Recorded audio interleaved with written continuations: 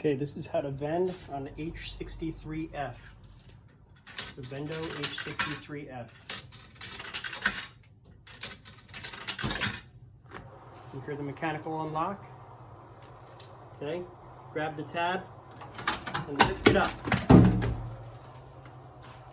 Ostensibly you have a hand in front of it, but this machine was originally designed for glass bottles, not for cans.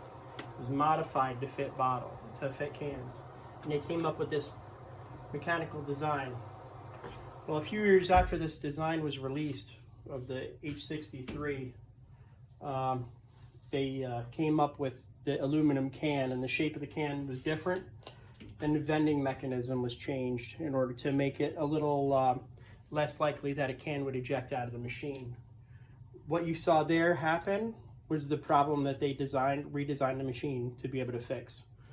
So these machines, from what I understand, were available from 1963 when they were released in New York City, and then I think 64 they released them in LA market, specifically around the Laguna Beach area, if I understand correctly. And the idea was to test market Coke in cans, right? So I just caught it with my hand as I lifted the tab there. And you have to push the tab back down. So it was to test market Fresca, Sprite, and Tab, which is the predecessor to Diet Coke. A lot of us remember from when we were young, before Diet Coke was really a thing. Diet Pepsi was around, Diet Coke wasn't. But nobody understood that Tab was a Diet Cola, and that was an awkward piece of marketing. Nobody understood that it was a diet version of Coca-Cola. So for a while they were both available at the same time while they transitioned to Diet Coke, but they were pretty much the same recipe. So mine has an open tab that didn't have any designation on it. And in the center it had 3 Coke, 1 Fresca, 1 Sprite, 1 Tab, right? And then it had an open one that later editions, it has Canada Dry, from what I understand. Mine does not have Canada Dry, it just has an open, unlabeled slot. Traditionally, in New York City, stores would load a rack of beer in there and leave it unmarked and mark it out of order. And that was the tradition. That's where in New York City, the tradition of one selection being out of order is from. It's actually beer inside there usually. That's a little New York tradition to have a beer vending machine when it was completely illegal to do that. So, but yeah, H63F. It was modified H63. The original one that vends bottles is called the Charlie, and you're going to find that all over the place. The H63C, you're going to find that everywhere, but the H63 Foxtrot is very, very rare. Only a few people have them. Nobody knows what it is because there's not many of them, and they're not usually documented because they were only in 2 test markets, New York and LA. Right? I understand there were some that were in Chicago, but every single one that I've seen is not a Vendo machine. It's the competing brand. I can't remember what it is from the top of my head. I'm only a Vendo guy.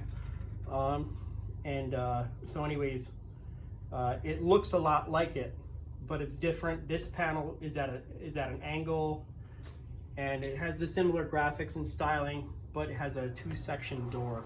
The door is not in one piece, it's in 2 sections. There's a top and a bottom in the glass. It's, I don't know. I love this machine. I got it from a neighbor. It was in her family's store in the Bronx. Same store the whole time. It was originally delivered to that store in '63.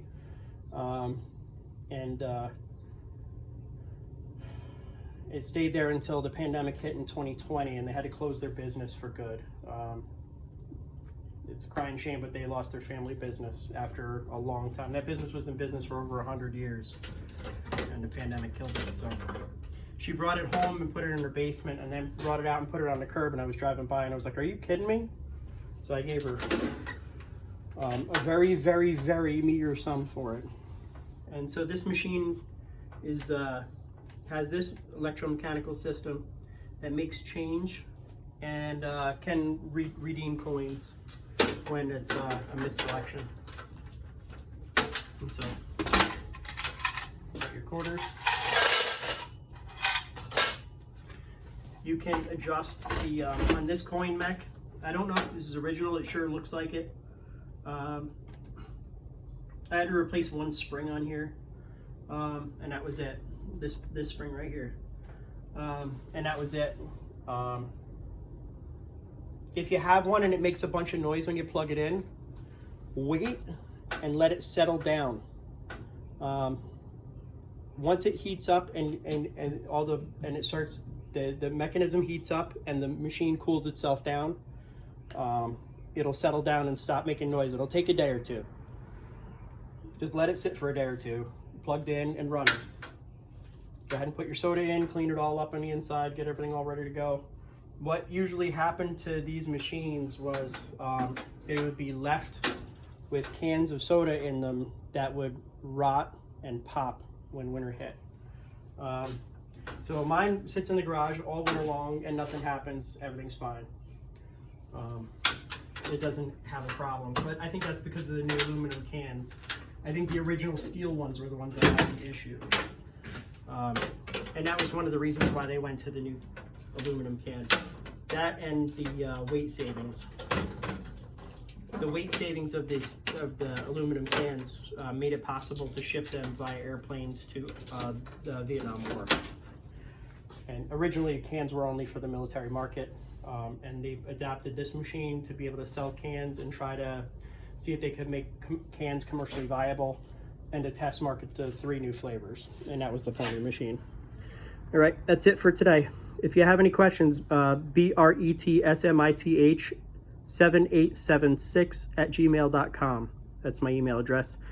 BrettSmith7876@gmail.com. All right, thanks. Bye.